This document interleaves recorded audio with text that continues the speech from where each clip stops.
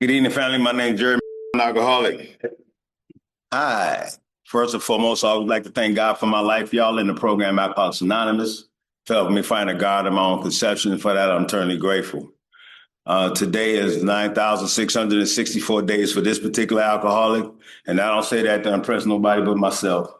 Because, I don't know about you, but I couldn't stop drinking one day at a time. No matter how bad, no matter how desperate I needed to stop, I just couldn't pull it off. I'd like to welcome all my new friends here who stood up under 30 days and tell you that you probably made the greatest decision of your life stopping by Alcoholics Anonymous. Whether you get it or not. It's here for you if you want it. But this is a program of action, spiritual in nature, and you only get out of this thing what you put into it. And I'm a true testament of that because I got introduced to Alcoholics Anonymous January of '96. Didn't get sober to December 2nd of 1999. So it took a little bit more convincing for me to get this thing. I like to thank the committee who got me up here tonight, and y'all got to do a little bit better picking people. I'm gonna tell you that right now. Yeah, right now. Because the guy who came and picked me up from the hotel, I wasn't going to say his name, Martin. So he got lost, right? He said he got lost. And so he's calling me. He's like, "Where you at?" "I'm here." I'm like, "Where? Here? Where?" I'm standing outside. I don't see him. So I gave him the name of the motel. He said, "Yeah, that's the one I'm at." I'm like, "Yeah, but I don't see you." And he was like, "Well, you must really suck as a speaker if they put you in that motel anywhere, right? Because apparently that motel was pretty darn sketchy, and yeah, y'all got to do some better. His people skills need a little bit of work. Yeah, just a little bit, just a little bit. I want to say the old timers, thank you very much for saving the seat for an alcoholic like me. And I mean that from the bottom of my heart. Because when I got to Alcoholics Anonymous, there was a hole in my soul and my insides hurt, and I didn't know what was wrong with me. I only had one question when I got to Alcoholics Anonymous, and that was why. Why was I living the way I was living? Why was I hurting ones that loved me the most? I got a home group. This is the Never Too Early Big Book Workshop. We meet every Sunday at 9:30 a.m. Online. Now we've been that way since the pandemic. Right now it's about close to 500 people there every Sunday, and we take that big book apart, right, line by line. Concept upon concept. And like I love it because for me, I started going there 21 years ago. But when I got there, it actually put flesh on the words. I don't know if you've experienced that or not, but when they brought the big book to life for me, and it meant something to me, and I'm so grateful for that. And we had our convention this weekend too, so I got a lot of crap for being up here, because I was the hospitality guy, and I had to work, so I worked Friday morning, Friday night, jumped on the plane Saturday, and I come up here to be with you people, and I get to do that today. I wasn't accountable when I got to Alcoholics Anonymous. I really wasn't. I got a sponsor. He knows he's my sponsor. And I'm current with my sponsor. His name, Art Burris. Art has a sponsor. That's Greg W. Greg W. has a sponsor. That's Jerome S. And that's my lineage here in Alcoholics Anonymous. And I sponsor men as well. Because they told me that the only payment I had to give back to them was giving this thing away freely that was given to me. Big book say I'm supposed to share in a general way what it used to be like, what happened, and what it's like now. I was born and raised in Hartford, Connecticut. I loved my childhood. I was raised in the 70s. My parents only had two addresses, 132 Enfield Street and 112 Love Lane. I was 9 years old when I moved on Love Lane, and it was kid heaven. We had the smallest family on the block. It was just me and my baby sister. Everybody else had 6, 7, 8, 9 brothers and sisters in their family, and I loved it. Half the street was houses. The other half was a park. I lived right next door to the park.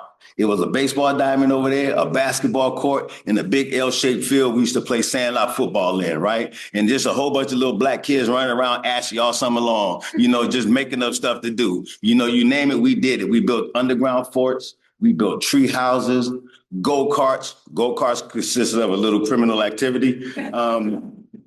Yeah, because, it was, our go-karts was like a 2x6.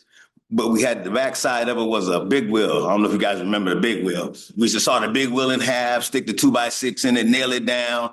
Now, the front tires were important, and they usually came off somebody's lawnmower, And so, and that's just what we did. And your best friend was your motor. right? He gets to put you around the neighborhood. And I mean, like I said, we just live for the summer, man. I love playing. We made up games as we went along. We love to play sandlot football. And if we didn't have enough guys to play a whole football team, we made up a game called cremation. And it was just like it sounds.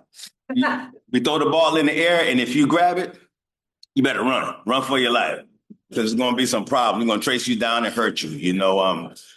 My mom and my dad got married and divorced twice off my mom's drinking. Even though my dad drank more than my mom, he just didn't like the way my mom drank. I'm also ACA, I'm adult child of an alcoholic. And for all my dual diagnosed individuals that that identify as an alcoholic and an ANDA, I understand exactly where you're coming from, because I am also one as well. But the truth of the matter is, I had to shoot a lot of dope, smoke a whole lot of crack just to figure out I was a real alcoholic. Alcohol was the constant thing in my life, no matter what. From the beginning, it was. And I mean, when I started drinking, I wasn't escaping from anything. I was just drinking because my friends asked me, did I want some? Now, we started off with the good stuff, right? It had some grapes on the front of the bottle, and the word was MD 2020. That was my introduction to drinking, you know what I mean? And Coke 45, Heffenreffer, because I grew up in Connecticut. We drank a lot of Heffenreffer. And I mean, that's just what we did as kids. And we're talking about the 70s, right? And I know you youngsters ain't going to understand this, but we used to smoke weed back in the 70s. Not that stuff y'all smoke today that had you at a stop sign waiting for it to turn green. None of that stuff. None of that stuff. Our stuff came with stems and seeds, and we had to clean it very, very well. So we're talking about the mid-70s, and the reason we had to clean it so good is seeds would pop, right? And back then, we wore a lot of double knit and polyester. You know what I'm saying? I mean, man, we spent good money on that cheap-ass clothes. Excuse my French. But one seed pop would kill a whole outfit, right? So, you can't mess up your stuff, and like I said, I wasn't drinking to escape nothing. I was just drinking because everybody else was. I remember being about 15 years old, and they had built this thing called the Hartford Civic Center. It was 1975, and they were trying to drum up attendance at the Civic Center. So they was giving away all kinds of tickets. Hartford Whaler, we got our first hockey team. I don't play hockey, but anyway, they had a Parliament Funkadelic concert, and my friend, I got a whole bunch of tickets, right? My job was to go around all my friends' house, steal as much liquor as I can without being detected. So we had to carry these little sheepskin motor bags. That bad boy had everything in it. Tanqueray, White Label, Old Granddad, Cuddy Sharp, Seagram's Gin, you name it, Seagram 7, you name it, it was in it. That stuff was horrible. You know what I mean? That suicide was horrible. But we never drank for the taste, right? We drank for the effect, right? We just need to get out of here right now. And I remember being at that concert at the Civic Center, we drinking that suicide, we smoking that Acapulco Gold, and all of a sudden the lights go off, a little spaceship comes across, and you could just kind of feel the tension building, right? You're like, it stops, the lights go off again, a giant explosion happened, and a big old mothership descends on the stage, right? And when it hit the stage, this dude came out of there in a white fur coat and a white fur hat, and he said, "Turn the mother," and the whole place just exploded, right? And I remember thinking, oh my God, I don't know what the magic words was, but I'm thinking I'm gonna do this for the rest of my life. You know what I mean? Because we had so much fun that night. But alcohol is a subtle foe, like the book talks about. It really is. There's a part in there that talks about, through drinking speculation, I will form a weapon like a boomerang and all but one day come and turn in flight and come back and all but cut me to shreds. And let me put a disclaimer out there. When I say stuff out of the big book, I'm paraphrasing, okay? Because I know there's some big book thumpers out there that's going to be coming for me at the end of the meeting, all right? Don't come for me, all right? I'm just paraphrasing. But I had no idea. And, I just often thought I overshot the mark when it came to alcohol. I really did. I just thought I didn't manage well. I was a kid that got A's and B's in school. I lettered in track, wrestling, and football. And I was really good. And I was one of those kids with a lot of potential, right? So I was in classes like Higher Horizon, but by the 11th grade, that alcoholism had caught up with me, and I ended up being a high school dropout. And by this time in my life, my life's a little dark, right? Because my mom, she disappearing when she starts to drink on the weekends, and it's just me and my baby sister. So I had to kind of grow up quick on the adult side of that thing. And I didn't know what to do. The word was on the street was, what happens in your house stays in your house. So I really didn't even know how to ask for help back in those days, and I was lost. I really was. That was the beginning of my journey into the dark side because I was just lost and didn't know what to do and didn't know how to ask for help. Had no idea. In 1977, my mother was dating this dude who tried to be my friend. I didn't want no friends. I was angry at this particular point in my life. And he had sent my mom to this place called Serenity Hill. Now she went, I didn't know what it was. She was gone for about a month. And when she came back, she sat me and my sister down separately. And she told us the story of this tree that she sat down and one morning and she had talked to God and she said, I had asked God to fix me or allow me to die because I don't want to treat my kids that way no more. And she apologized for the way life had turned out for us up to this point, and she promised to be a better mom. Today, I know that was my mom's version of an amends, right? I never seen a big book. She never went to a meeting, and my mother died sober December 31st of 2008, and she never went to a meeting. That's not my story. That's not my story. So by the 11th grade, I'm a dropout, and I see this commercial one night about 2:30 in the morning. Be all that you can be in the Army. I'm like, I ain't doing nothing else, right? So me and my friend did the buddy system. I do suffer from an impulse disorder as well. You know what I mean? Because I just out of nowhere, I'm going in the Army, and that's what we did. We went in the Army, man, and my life got good for about the next 8 years, well, 7. Because my alcoholism caught up with me on year 8. And I put that in 7 months, year 7 months, I put that whole military career in a drink, man. And I remember standing there getting my last Article 15, and I'm standing in front of the CO. Got my first sergeant, my squad leader, and they asked me the question, Jerry, what's going on with you? What can we do to help? We don't understand. You was one of our brightest and our best. Tell us something. And my hip slick and cool kicked in and said, if they still answering questions, they don't, asking questions, they ain't got the answer. The truth of the matter is, I didn't know what was wrong with me. I got a wife now, I got 2 kids who depended on me, and I just can't seem to get it right. So they Article 15, they put me out the military. I get back home, y'all, and by this time, I've been gone for a total of 8 years. And by this time, my baby sister, she's large and in charge, right? She's the neighborhood pharmacist. And instead of me trying to get a civil service job, I go to work for my baby sister. 6 months into that particular game, that didn't go too well for me. It really didn't. I ended up with a snitch jacket on me, a contract put on my life by my baby sister, and things got real ugly real quick.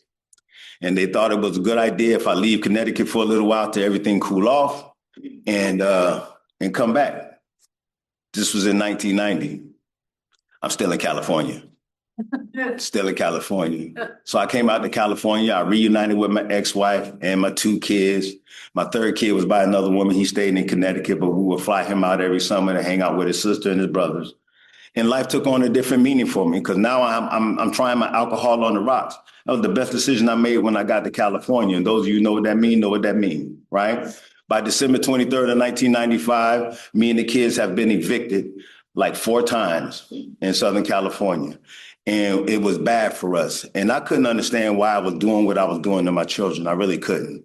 I knew what my job was as a father, was to provide, was to protect, was to love, keep a roof over their head, keep clothes on their back, and keep food in their belly, and keep the boogeyman out the house. But I couldn't protect them from me. And I didn't know what was wrong. So we in this apartment in Bellflower, California, and I give you a little description. We had a big old couch in there. It looked like it belonged to a frat house. It had dips in it, cigarette burns, holes. We had one of them big wooden floor model TVs, and it didn't work. The 12-inch black and white on top did, with the coat hanger in it so I can get a couple channels. And I had it jerry-rigged to one of the biggest, very first VCRs on the planet that weighed like 30 pounds. Because what I would do is when I would come back from my runs, my son would be on the couch waiting for me because he'd been laying up there crying all weekend, waiting on his dad. And I would come back and we would sit there and I would watch Armageddon, and that would give me that old spirit to try to fight again and make things different. And I would always promise him that it's going to be different next payday. And it never was. And I just couldn't understand why. So this day, there's a knock on the door, y'all, and it's the aunties. And what the aunties had did was they had got together and they had brought my kids some Christmas toys. There was a tree up, well, a partial tree. We didn't have all the arms, right? Because, we can throw it out of every place. We didn't have all the arms. And there was enough arms to hold some lights, and there was a brown towel on the bottom. Christmas dinner was going to be some top ramen. We had a bag of potatoes and a 99-cent pack of hot dogs, and that's just how we was living. And they knocked on the door, and they was bearing gifts. They had brought my kids some Christmas toys. But they had to ask me a question prior to giving me those toys. They said, Jerry, what would it take for you not to sell these toys? And as embarrassing and as insulting as that question was a factor on how I was living back in those days. And there really wasn't no more hiding it, even though I tried to live with these two faces. And I said, how about some Seagram 7 and a pack of Newports? And they said, is that all you need? I said, absolutely. They left, they went to the store, they came back with a half a gallon of Seagram 7, a liter of 7-Up, and 3 packs of Newports. And I remember thinking this is going to be the best Christmas my kids have had in a long time. They were happy, I was happy, and they gave me the toys. I put them up under that raggedy tree. The kids go to bed, but by 2 o'clock in the morning, that Seagram 7 wasn't doing what that Seagram 7 needed to do. I needed that snap, crackle, and pop. And I started to load those toys up in the trunk of that car against all that pinky promise I had just did hours earlier. And my 5-year-old wakes up, right? He runs downstairs, because also by this time in my career, in order for him to sleep all night, he reaches out and touches me throughout the night. And if he don't feel me there, he comes through the house looking for me because he's waking up alone in that house sometimes. I'm not proud of that either, And he said, Daddy, where you going? I said, Daddy, be right back, little Jay. He said, Daddy, where you going? I said, Daddy, be right back. And he grabs me around the leg. He said, Daddy, please don't go. I say, Jay, man up, man. I'll be right back. Who tells a 5-year-old to man up?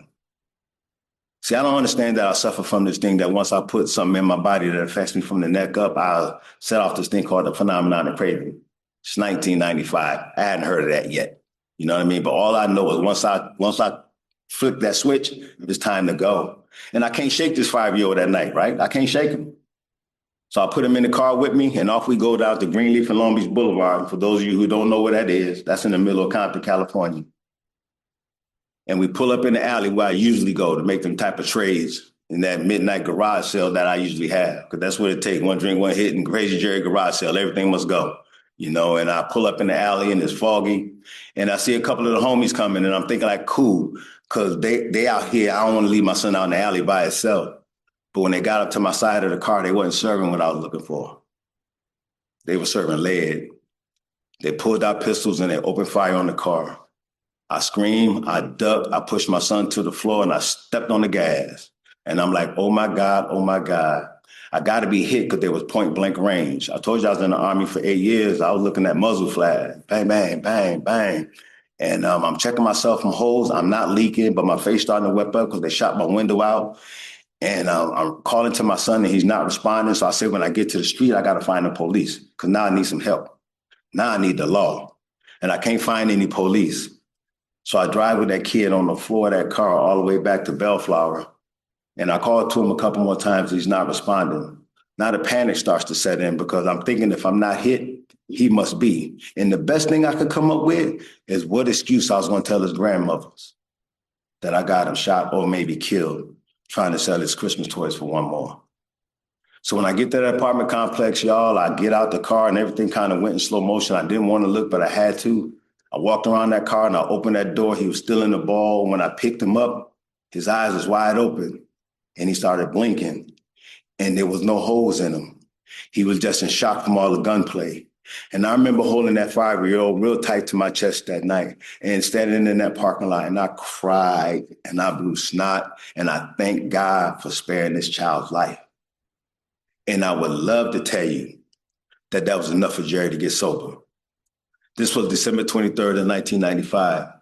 I didn't get sober till December 2nd of 1999. There would be 4 more years of that incomprehensible demoralization that I needed to live before I surrendered to this thing called alcoholism, that alcoholism. One thing for sure, at the end of that night, I knew was for certain. I was in trouble. I was in big trouble.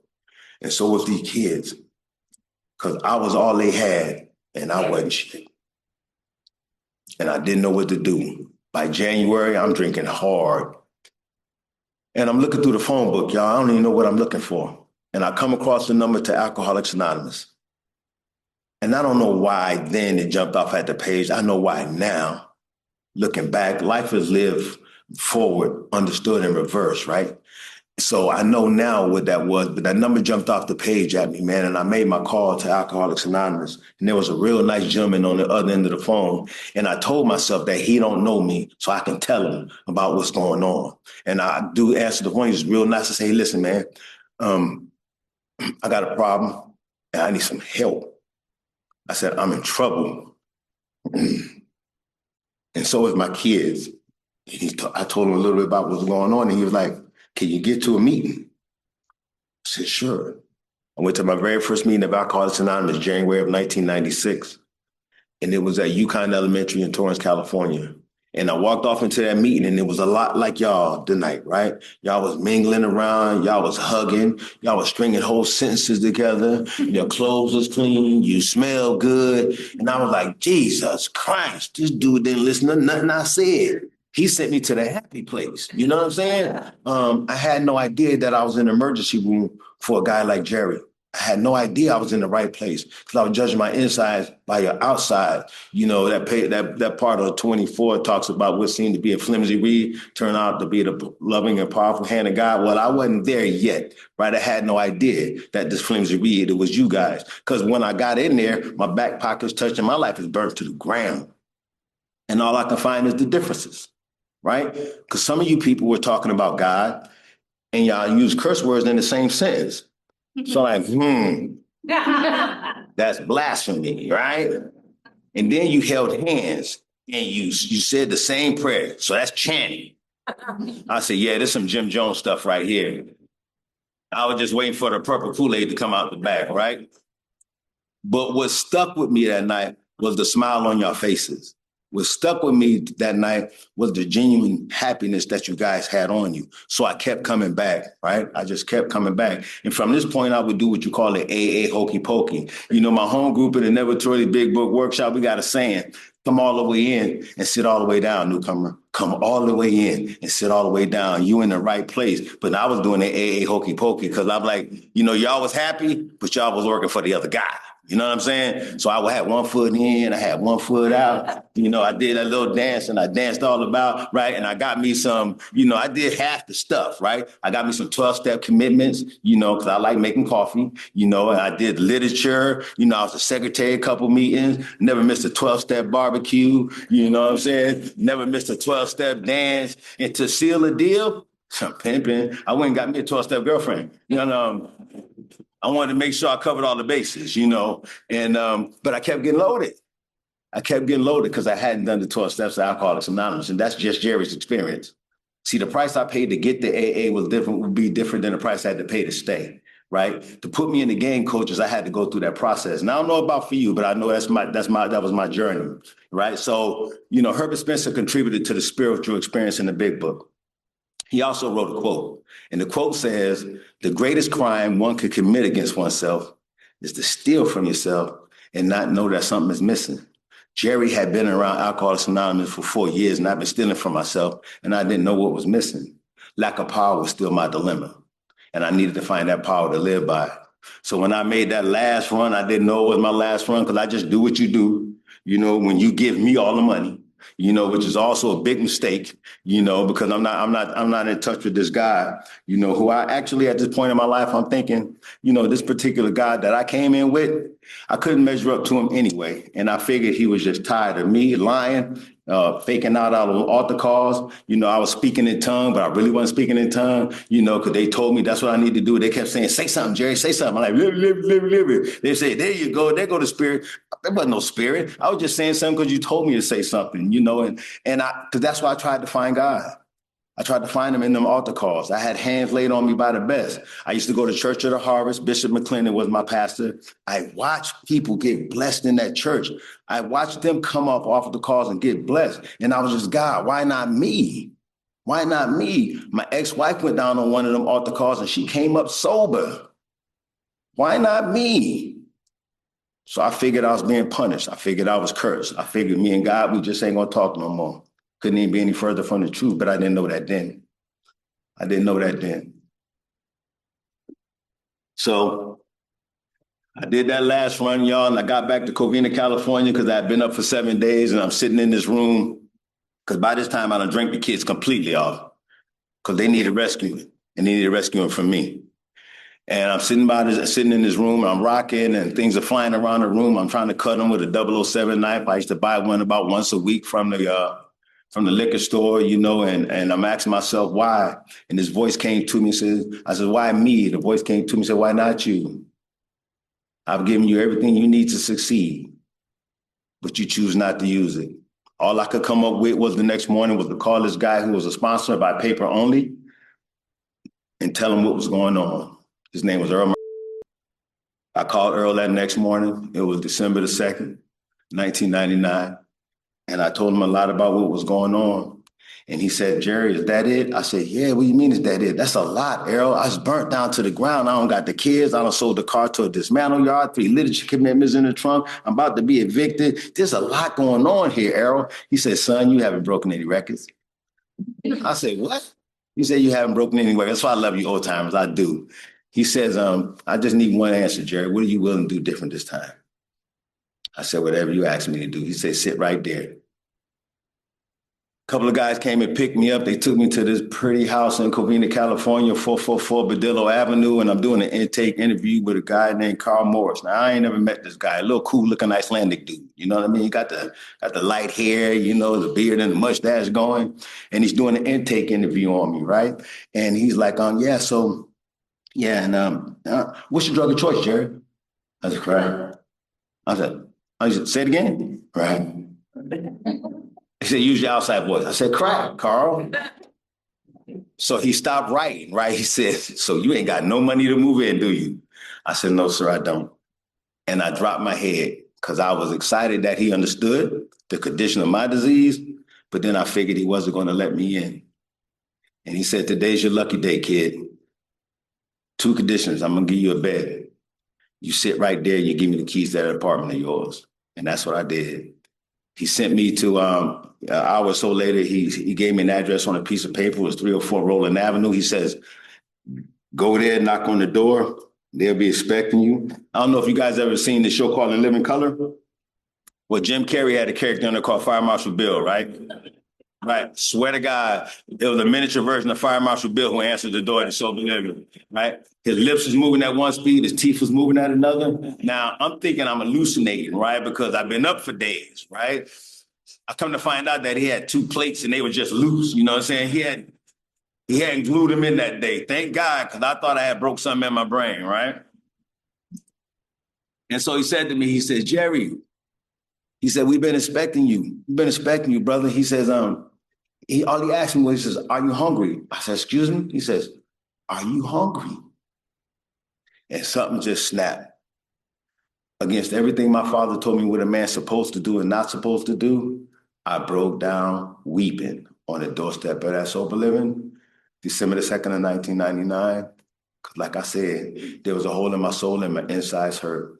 I was completely, pitifully, incomprehensibly demoralized. I couldn't take another step living the way I was living. And I had no idea if you'd have told me that 9,664 days ago that this is what my life would be look like, I'd have told you it was crazy. And I went down on one knee, man, because I was just tired. I was tired of living the way I was living. And he was like, it's okay, brother. And then Dirty Red ran out the house. And he had some ink on his neck that said we couldn't be friends, let alone share a roof together. But guess what? My sponsor says I had that tailor-made butt whooping, right? The kind where I'm through running, I'm through fighting, right? I'm surrendered. And I was surrendered on that day, that doorstep of that sober living. And Dirty Red helped me to my feet. And he patted me on the chest. He said, you're safe, man. He said, we got you. And they took me in this back room. They said, get some rest. Gonna go get you something to eat. When they left me in that room, I got down on my knees and I talked to this guy who I thought had kicked me to the curb because it had been a long time. And I said, if you give me another shot at this thing called life, I will be your servant. I will go tell everybody what you did for me. Because that's why sometimes I call my God a salvage expert, because he reaches down in the muck and mire of life and he pulls us out, right? Dusts us off and stands us up. Why? So I can be assistant to the next guy. Even when I look at all the prayers in the big book, it's not just for me. It's so I can be an agent of the power that saved me. And so when I got in that sober living, man, I got in that room, I did that prayer, and I got up. And from that day to this one, I haven't found it necessary to take a hit, drink, or a fix. Those steps that I've been running from all this time, I got busy doing those steps. Step one was easy. I realized how powerless I was just by the condition of my life. And thank God the way they wrote step two. So I had to come to believe that a power greater than myself. I didn't have to believe in that moment. You understand what I'm saying? Because it's always me, you, God, right? And that's just the hookup in the line, in the order of the steps. And I just continued to do whatever my sponsor told me to do. I was having what you call a Karate Kid experience in this sober living, right? Because it wasn't my first sober living. It wasn't my first program, but I was having a different experience because I didn't understand what cutting the grass had to do with staying sober. And when it was my turn to cut the grass, I cut the grass. I didn't understand what helping this new guy. Well, he got 6 months, so he ain't new. He's an old timer, right? Because considering the timeline and not sober living, he got his first apartment. He happy. Can I help him move? No, I don't want to help you move, but I help him move, right? Because he's so dang happy. Need to get his happy behind out of here anyway, I didn't understand what going up to the club, picking up cigarette butts had to do with staying sober, but I went up to the club and I picked up cigarette butts. I did whatever you people told me to do because I was tired of living the way I was living. It didn't matter. Didn't matter what this thing told me to do. The coast still ain't clear. 9,664 days, coast still ain't clear. I'm aware, but the coast ain't clear. Can't rest on your laurels around here. So anyway, I did my fourth step with him, my very first fourth step, and I go to his house to do the fifth step, and this when things got a little spooky, right? Because I get to my sponsor's house, and all the lights was off, and his wife was running around there lighting candles. I said, oh. She said, what's the matter? I said, why is all the lights off? She said, oh, Errol wants you to feel comfortable. I said, yeah? Tell him to cut the lights on. Tell him to cut the lights on. Now, you know what I'm saying? This might be a little AA move going on here. Ain't falling for the banana in the tailpipe in this one, buddy. But, so anyway, they cut on a few lights and I went in there and it really elevated our relationship, right? I mean, I'm bearing my soul to this man, or those things that I have been hiding from for so many years. I'm telling them everything, but when I get to see myself in that third column, how things affect me, but that fourth column tells the truth, right? That's that catch-all column. That's where it really lies, right? The part I played in it, even if I didn't have anything to do with it, if I'm holding on to it, right? That's the problem. So I do this fifth step. He sends me off to do 6 and 7. He told me to make sure that my work is thorough. Right? Make sure that I made cement with the right ingredients. 10 minutes. Okay. I made sure. Damn. Okay. Anyway, sorry. So anyway, I go back 6 or 7. I go back with my men's list. Now, mind you, when the smoke cleared, when I landed on the doorstep of that sober living December the 2nd, it had been 11 years since I seen my mother. I was only leaving till the heat went off. 11 years had gone by. So for my baby sister. My oldest son was 12 when he dropped him off. He would be 28 before I see him again. So a whole 16 years would go by. So when I got back to him with that amends list, he told me somebody was missing. I said, really? He said, yeah. I said, who? He said, your sister. I said, oh, no, that wasn't a mistake. I'm not putting her on there, right? Because I'm cool if I'll never talk to her ever again in life. He said, no, it don't work like that, Jerry. So he tricked me. He made me make a never, never column. And I put her name in there, right? Which is in the book too, right? They call it Take It to the Grave list. He tricked me. And I put her name on it. And so I get back to the sober living that night, y'all. And everybody's like, these guys been rolling with me, right? For these months. And they excited for me because I'm finally into the inventory. And so they asked me and said, Jerry, who you going to do first? I said, I don't know. They said, well, just pray. God got you covered, right? Yep. 3 days later, I come in from work, and on my bed was a round trip plane ticket from LAX to Bradley International. I got to go see my mom for the first time in 11 years because of the process outlined in the book, people like you in rooms like this.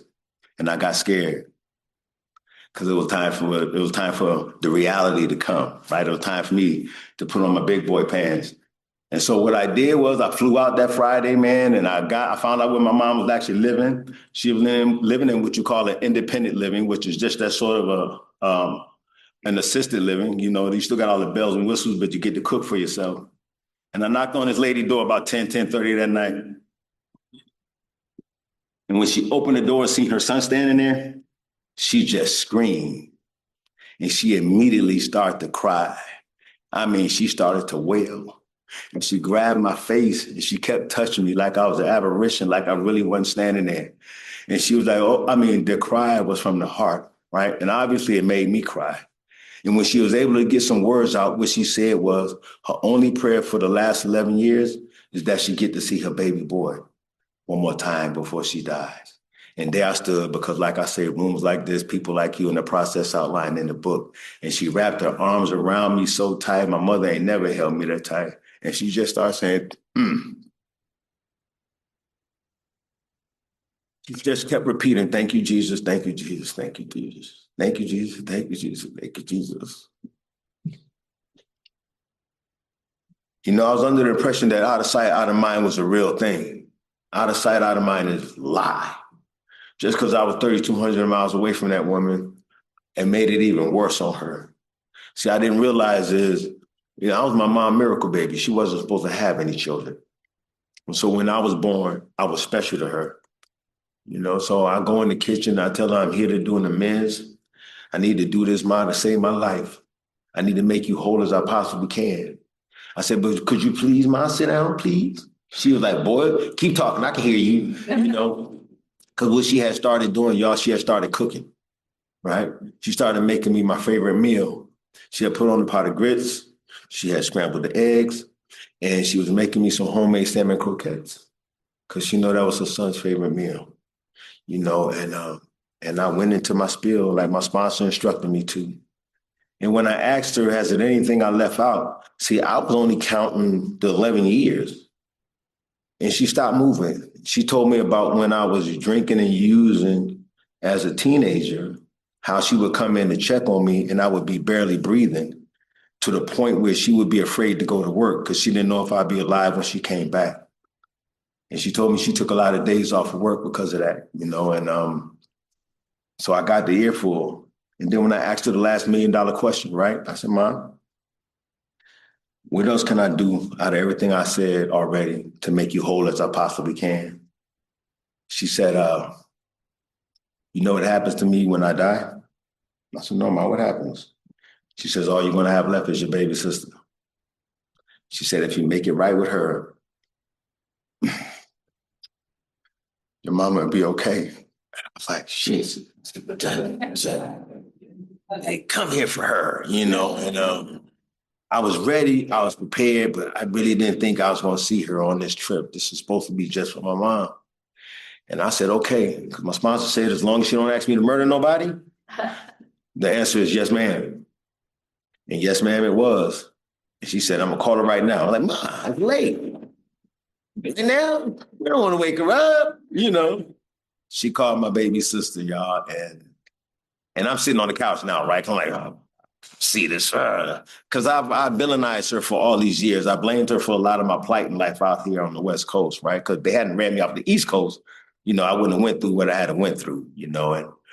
And my mother made me answer the door when she got to my mom's house. And when I got from the walk from the couch to that front door, all that hate and animosity I had toward my baby sister, I don't know what happened to it. Yes, I do. I know now. But when I opened the door and looked at my baby sister, she had these big, pretty puppy dog eyes. She always did, you know, and they would always melt me. Who was standing on the other side of that door wasn't a villain. Who was standing on the other side of that door was my baby sister, whom I left unprotected. And we got to hug and we got to kiss, and I got to make amends to my baby sister. And on my mother's deathbed, when I reached down, this is years later, it's 9 years later, when I reached down into her ear and kissed her because I was leaving, flying out the next day, I told her that, don't worry, me and baby sister's going to be okay. My mother took a last breath because that's all she was waiting to hear. I don't know how God shows up in your life, but I'm telling you just a little bit about how he shows up in my life. Because when I got here to Alcoholics Anonymous, I came in here telling God how big my problems was. Today, I tell my problems how big my God is. There's nothing that Jerry goes through that my God can't handle. So if you're having problems with a power, a higher power, a God of your own conception, because I mean, I got to be honest. I don't understand God. That's why I said God of my own conception. That's just for me. Because if God was small enough for me to understand, he wouldn't be big enough for me to trust. My name's Jerry. I'm an alcoholic. I'm a key coming back. Hope you do too.